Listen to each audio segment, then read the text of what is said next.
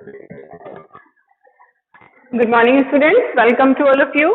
देखो, हम बात कर रहे हैं रेट ऑफ रिएक्शन की कि रेट ऑफ रिएक्शन होता क्या है, किस तरह इसको एक्सप्रेस किया जाता है। We can express rate of reaction in the form of reactant और in the form of product. Okay, और इसके अलावा पर्टिकुलर किसी रिएक्शन के लिए रेट ऑफ रिएक्शन कैसे लिखोगे ये भी हमने लिखना सीखा है। आज हम कुछ फैक्टर्स देखेंगे जो हमारे रेट ऑफ रिएक्शन को अफेक्ट करते हैं। ऑब्वियसली केमिकल काइनेटिक्स पढ़ रहे हो आप, तो आप डील कर रहे हो रिएक्शन के रेट के साथ। तो जब आपने देखा कि किसी रिएक्शन का रेट जो है वो स्लोअर है, आपको चाहिए आपको ज्यादा प्रोडक्ट चाहिए कि उस रिएक्शन का स्पीड आपको फास्ट करना है, तो आप वहाँ कुछ फैक्टर देखोगे कि वो कौन कौन से फैक्टर्स हैं जो उस रिएक्शन को अफेक्ट कर रहे हैं। तो आप उन पर काम करके आप रेट ऑफ रिएक्शन को इंक्रीज कर सकते हो, अपना प्रोडक्ट का जो अमाउंट है वो हायर कर सकते हो।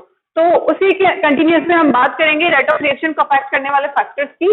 तो पहला फैक्टर है नेचर ऑफ रिएक्टेंट, यानी जो आप रिएक्टेंट यूज में ले रहे हो उनका नेचर कैसा है उस पर भी डिपेंड करती है स्पीड ऑफ रिएक्शन। जैसे देखो, in case of ionic reaction आप जानते हो आयंस के बीच में इंटरेक्शन होता है। केटायन एनायन को स्ट्रॉन्ग फोर्स ऑफ अट्रैक्शन से अट्रैक्ट करता है, तो उनके बीच में इजीली बहुत स्पीड के साथ रिएक्शंस हो सकती हैं। जबकि हम देखें in case of covalent compound, तो कोवलेंट कंपाउंड में आप जानते हो कोवलेंट बॉन्ड को तोड़ने के लिए आपको हायर एनर्जी चाहिए। वहाँ double bond, triple bond, single bond होंगे, उन्हें आप तोड़ोगे, फिर आप रिएक्टेंट के बॉन्ड तोड़ोगे, उसके बाद प्रोडक्ट बनेगा। तो प्रोडक्ट के बीच में भी, प्रोडक्ट में जो एटम्स है उनके बीच में भी बॉन्ड बनेगा। तो एक कॉम्प्लिकेटेड प्रोसेस आपके सामने होती है। तो उस केस में आप देख सकते हो कि रेट ऑफ रिएक्शन जो है वो स्लोअर होगा। तो देखो, आयनिक रिएक्टेंट के केस में रेट ऑफ रिएक्शन आपका इंक्रीज होता है, कोवलेंट रिएक्टेंट के केस में रेट ऑफ रिएक्शन आपका डिक्रीज होगा, यानी कम होगा। ओके, उसके बाद अगर देखो होमोजीनियस रिएक्टेंट आपने लिए हैं, यानी आपने 2 या 3 जितने भी रिएक्टेंट आपने लिए हैं अपने रिएक्शन मिक्सचर में, अगर वो होमोजीनियस है यानी उनका स्टेट सेम है, जैसे गैसियस रिएक्टेंट के बीच में रिएक्शन हो रही है, या लिक्विड है, या सॉलिड है, तो उस केस में रेट ऑफ रिएक्शन जो है वो हायर होगा। जबकि हेटेरोजीनियस रिएक्टेंट, जैसे कि आप देखते हो आपने 2 या 3 रिएक्टेंट लिए, एक की जो फिजिकल स्टेट है वो सॉलिड है, एक की गैसियस है, तो उस केस में हेटेरोजीनियस रिएक्टेंट के बीच में रेट ऑफ रिएक्शन स्लोअर होगा। हम दूसरा फैक्टर देख लेते हैं, स्टेबिलिटी ऑफ कंपाउंड। स्टेबिलिटी यानी आपका प्रोडक्ट, बनने वाला जो प्रोडक्ट है वो जितना स्टेबल होगा, आपकी रिएक्शन उतनी ही फॉरवर्ड डायरेक्शन में प्रोसीड करेगी, यानी आपका रेट ऑफ रिएक्शन हायर होगा। और इसके अपोजिट अगर आपने देखा रिएक्टेंट की स्टेबिलिटी हायर है, तो आपके लिए पॉसिबल, मतलब आप कह सकते हैं इम्पॉसिबल तो नहीं, थोड़ा कॉम्प्लिकेटेड हो जाएगा उस स्टेबल रिएक्टेंट को डिकम्पोज करना और उससे प्रोडक्ट में कन्वर्ट करना। तो देखो, rate of reaction directly proportional है स्टेबिलिटी ऑफ प्रोडक्ट के, और इनवर्सली प्रोपोर्शनल है स्टेबिलिटी ऑफ रिएक्टेंट के। फिर हम बात करते हैं थर्ड, इंटेंसिटी ऑफ लाइट। देखो, इंटेंसिटी ऑफ लाइट ऐसा फैक्टर है जो सभी रिएक्शंस के रेट को अफेक्ट नहीं करता है, सिर्फ उन्हीं रिएक्शन की रेट को अफेक्ट करता है जो कि फोटोकेमिकल रिएक्शन है। आप पढ़कर आए हो 11th में फोटोकेमिकल रिएक्शन, यानी ऐसी रिएक्शन जो अल्ट्रावायलेट रेडिएशन या सनलाइट की प्रेजेंस में होती है, जैसे कि आपने HCl की फॉर्मेशन देखी थी। तो इस तरह की रिएक्शंस के रेट को इंटेंसिटी ऑफ लाइट जो है अफेक्ट करती है। तो इन रिएक्शंस के केस में आप इंटेंसिटी ऑफ लाइट को जितना बढ़ाओगे, आपका रेट ऑफ रिएक्शन उतना ही हायर होगा। फोर्थ देख लेते हैं हम, कैटलिस्ट। जानते हो आप, कैटलिस्ट स्पीड अप करते हैं हमारी रेट ऑफ रिएक्शन को। तो आप एक रिएक्शन तो कर रहे हो विदाउट कैटलिस्ट और एक कर रहे हो इन प्रेजेंस ऑफ कैटलिस्ट, तो जिस रिएक्शन में आपने कैटलिस्ट इंट्रोड्यूस कराया उसका रेट जो है वो हायर होगा।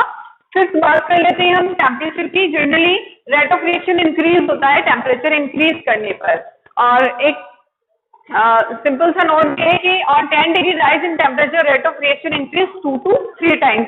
अगर किसी रिएक्शन का आपने टेम्परेचर 10 डिग्री सेंटीग्रेड बढ़ा दिया है, तो उसका रेट ऑफ रिएक्शन जो है वो पहले के कंपेयर में 2 से 3 गुना हायर हो जाएगा। और उसके अलावा एक आरएनएस इक्वेशन भी है जो कि लास्ट ईयर तो हमारे इस चैप्टर में थी, बट इस साल उसको एक्सक्लूड कर दिया गया है, ओमिट कर दिया गया है। वो आरएनएस रिएक्शन जो है वो रेट ऑफ रिएक्शन की टेम्परेचर पर डिपेंडेंस को बहुत अच्छे से समझाती है।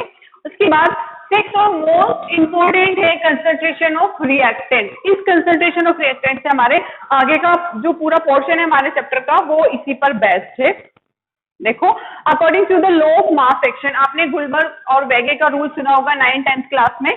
क्या कहता है वो रूल? उसे लॉ ऑफ मास एक्शन भी कहते हैं। उस रूल के अकॉर्डिंग जैसे आप कंसंट्रेशन ऑफ रिएक्टेंट को इंक्रीज करोगे, रिएक्टेंट की कंसंट्रेशन बढ़ाते जाओगे, आपका रेट ऑफ रिएक्शन हायर होता जाएगा। तो हम कह सकते हैं rate is directly proportional to the concentration of reactant. ठीक है, ये स्क्वायर ब्रैकेट शो करता है कंसेंट्रेशन को। अब इसी को लेके हम आगे प्रोसीड करते हैं। हमें यहाँ पर रेट लॉ एक्सप्रेस करना सिखाएगा। कौन सा फैक्टर, ये कंसेंट्रेशन ऑफ रिएक्टेंट वाला जो फैक्टर है आगे हमारी बहुत हेल्प करने वाला है इस चैप्टर में। तो इसी को हम डिटेल के साथ पढ़ेंगे। एक बार इसे नोट डाउन करो।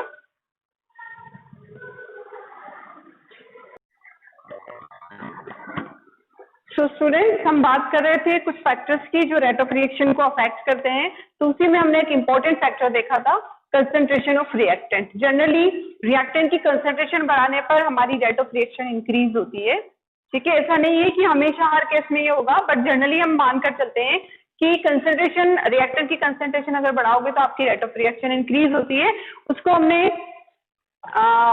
मास सेक्शन का जो लॉ था उसके अकॉर्डिंग देखा भी था कि रेट डायरेक्टली प्रोपोर्शनल है कंसंट्रेशन ऑफ रिएक्टेंट के। हम इस तरह भी लिख सकते हैं इसको, rate is equal to the K. अगर आपने प्रोपोर्शनल साइन हटाया तो एक कांस्टेंट आएगा के, ठीक है, जो कि रेट कांस्टेंट कहलाता है। अब यहाँ से आपसे रेट कांस्टेंट की डेफिनेशन भी पूछता है तो वो भी आप लिख सकते हो। Rate constant is the proportionality constant which explain the relationship between rate of reaction and concentration of reactant. Okay, it is denoted by K. तो यहाँ से तो रेट कांस्टेंट हमारा क्लियर होता है। हमने देखा कि किस तरह रेट ऑफ रिएक्शन, कंसंट्रेशन जो है वो अफेक्ट करती है रेट ऑफ रिएक्शन को। अब यहीं से हमारा एक नया टॉपिक स्टार्ट होता है, रेट लो। उसकी डिटेल तो हम बाद में पढ़ेंगे। थोड़ा सा टच हम देख लेते हैं कि हमारे रिएक्टेंट की कंसंट्रेशन के साथ ये रेट लो किस तरह से जुड़ा हुआ है। तो देखो, रेट लो क्या है? It is the mathematical expression of rate of reaction. आपने रेट ऑफ रिएक्शन को एक्सप्रेस करना सीखा है, तो ये भी रेट ऑफ रिएक्शन को एक्सप्रेस करने का तरीका ही है। रेट लो क्या बताता है आपको कि रेट ऑफ रिएक्शन कैसे एक्सप्रेस करना है, बट इसको एक्सपेरिमेंटली आपको डिटरमाइन करना होता है। आपको एक्सपेरिमेंटली देखना होता है कि किसी पर्टिकुलर रिएक्शन की रेट जो है वो कंसंट्रेशन पर किस तरह डिपेंड कर रही है। It is also known as rate equation. इसे रेट इक्वेशन भी बोलते हैं, रेट लॉ को। और जब तक आप प्रैक्टिकली डिटरमाइन नहीं करोगे, एक्सपेरिमेंट करके नहीं देखोगे किसी रिएक्शन का, तब तक आपको नहीं पता चलेगा कि हमारी जो कंसंट्रेशन, रिएक्टेंट की जो कंसंट्रेशन है वो किस तरह डिपेंड कर रही है रेट ऑफ रिएक्शन पर। Rate law describe the relationship between concentration of reactant and rate of reaction. Rate law क्या डिस्क्राइब करता है? रेट ऑफ रिएक्शन और कंसंट्रेशन ऑफ रिएक्टेंट के बीच में रिलेशन को डिस्क्राइब करता है और मैथमेटिकली एक्सप्रेस कर सकते हो इसके थ्रू आप किसी भी रेट ऑफ रिएक्शन को। एक एग्जांपल लेकर समझते हैं इसे हम। जैसे मान लो कोई रिएक्टेंट दिया हुआ है ए और बी। ए के लिए स्टोइचियोमेट्रिक कोएफिशिएंट है स्मॉल ए और बी के लिए स्टोइचियोमेट्रिक कोएफिशिएंट है स्मॉल बी। ये आपको कोई प्रोडक्ट मिल रहा है, तो इसके लिए यहाँ यही लिखा उन्होंने, ए और B are the stoichiometric coefficient. Rate law for this reaction, इस रिएक्शन के लिए रेट लॉ आपसे लिखने को कहा जाए तो किसी भी रिएक्शन के लिए रेट लॉ इस तरह लिखोगे आप, rate is equal to the K concentration of A concentration of B. अब ए की कंसंट्रेशन पर एक्सपोनेंट लगा हुआ है स्मॉल, बी की कंसंट्रेशन पर एक्सपोनेंट लगा हुआ है स्मॉल वाई। अब देखो, ये जो जनरली तो होता क्या है कि स्टोइचियोमेट्रिक कोएफिशिएंट जो होते हैं वही हमारे एक्सपोनेंट्स की फॉर्म में होते हैं। ठीक है, उन्हीं को हम ऊपर लिख देते हैं, जो कि हमारा जो गुलबर्ग और बेके का रूल था वो यही कहता था। बट ऐसा सिर्फ एलिमेंट्री या सिंपल रिएक्शंस के लिए होता है जो कि एक स्टेप में कंप्लीट होती है। जबकि कुछ organic reaction, most of organic reaction जो है वो कॉम्प्लेक्स रिएक्शन है जो मल्टीपल स्टेप में कंप्लीट होती हैं। तो वहां आप डिटरमाइन नहीं कर सकते हो कि कौन से स्टेप पर हमारा रेट ऑफ रिएक्शन डिपेंड कर रहा है। जनरली हमने देखा जब हम 11th क्लास में पढ़ते थे कि जो हमारा स्लोअर स्टेप होता है मल्टी स्टेप रिएक्शन में, जो हमारा स्लोअर स्टेप है वही हमारा रेट डिटरमाइनिंग स्टेप होता है, यानी उसी पर हमारा रेट ऑफ रिएक्शन डिपेंड करता है। तो उस स्लोअर स्टेप में हमारे जो रिएक्टेंट की कंसंट्रेशन है वही हमारे वही यहाँ पर रेट लॉ में एक्सप्रेस की जाती है। उसी एक्सपेरिमेंटली डिटरमाइन करने के बाद उन्हीं कंसंट्रेशन को रेट लॉ में लिखा जाता है। ऐसे तो मल्टी स्टेप रिएक्शन है, आप देखोगे कि इनिशियल स्टेज जो थी वहां पर rate of reaction fast steps थी बहुत सारी, तो वहां rate of reaction concentration reactant की डिफरेंट कंसंट्रेशन पर डिपेंड कर रहा था। जबकि जो स्लोअर स्टेप होगा वही रेट डिटरमाइनिंग होगा, उसी की कंसंट्रेशन को आप रेट लॉ में इस तरह से एक्सप्रेस करोगे। तो देखो, A and B are the molar concentration of reactant. Exponent X and Y may or may not be equal to the stoichiometric coefficient. तो यहाँ ये चीज समझ में आती है कि आप अगर सिंपल वन स्टेप रिएक्शन अगर लिख रहे हो तो वहां पर जो आप ये जो आपके स्टोइचियोमेट्रिक कोफिशिएंट है वही आपके एक्सपोनेंट्स बन जाते हैं यहाँ पर। बट अगर हम बात करें मल्टी स्टेप रिएक्शन की, तो वहां पर जो स्लोअर स्टेप होगा, जो डिटरमाइनिंग स्टेप होगा, उसी की कंसंट्रेशन और उसी के एक्सपोनेंट्स यहाँ पर आएंगे और वही एक्चुअल में हमारा रेट लो को एक्सप्रेस करेगा। तो आई होप आपको समझ में आया। ये इनिशियल आइडिया था हमारा रेट लो के बारे में कि एक्चुअल में रेट लो होता क्या है। तो रेट लो आप कैसे डिटरमाइन करोगे? एक्सपेरिमेंट करके। आप एक्सपेरिमेंट करके देखोगे कि किस टाइम कंसंट्रेशन की कितनी रिएक्टेंट की कितनी कंसंट्रेशन पर आपका रेट ऑफ रिएक्शन डिपेंड कर रहा है, तो वो आपका स्लोअर स्टेप होगा। उसी स्लोअर स्टेप की बेस पर आप रेट लो को इस तरह से एक्सप्रेस करोगे। ये चीज नोट डाउन कर लो। आई होप आपको समझ में आया। हम अपने नेक्स्ट वीडियो में रेट लो को और डिटेल के साथ पढ़ेंगे, तब आपका ये जो टॉपिक है आपका बहुत अच्छे से मार्कअप हो जाएगा, बहुत अच्छे से आप इसको समझ लोगे। और रेट लो को अच्छे से अगर आपने समझ लिया तो आपका जो केमिकल काइनेटिक्स है आपका इजीली आप कर सकते हो। केमिकल काइनेटिक्स का आधा पार्ट जो है वो रेट लो को समझने में ही हमें चाहिए। Okay, thanks for watching.